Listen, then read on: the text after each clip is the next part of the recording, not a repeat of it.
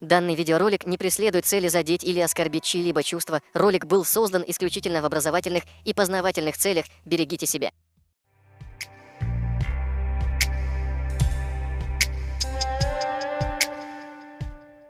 Уже несколько дней не стихают страсти вокруг берегоукрепительных работ на речке Фортанга, проводимых чеченской стороной на своей территории. Дело в том, что во время заливки бетона всегда временно изменяют русло реки, либо ставят дренажи. Так как вода мешает и подмывает почву, такая практика применяется не только на больших реках, но даже на маленьких каналах. Так случилось и сейчас. Русло изменили на несколько метров, чтобы отвести воду.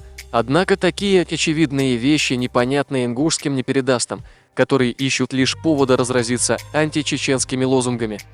Любители устраивать в сети нытинг выступили с очередными обращениями и кляузами во все инстанции. Между тем, накануне видел видеоролики на чечено-ненавистнических страницах, где стихийно собираются люди в Ингушетии. И пустые громкие тексты «мы требуем», «мы не дадим».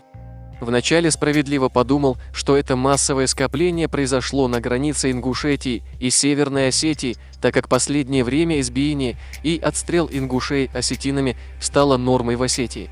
Казалось, что таким образом жители соседней республики хотят выразить свое недовольство тем, что происходит, и пресечь межнациональные провокации. Оказывается, вся деятельность непередастов и их информационных ресурсов была направлена в сторону Чеченской Республики, то есть вышеназванные работы на речке Фортанга раздули до вселенских масштабов. Но получился казус, шумиха не стоит выведенного яйца. Просто уму непостижимо, насколько все запущено у чеченофобов. Тем временем стихийное собрание завершилось. Получилось так, что ингушские силовики закрыли доступ к месту. Они потребовали всем разойтись, что и было сделано.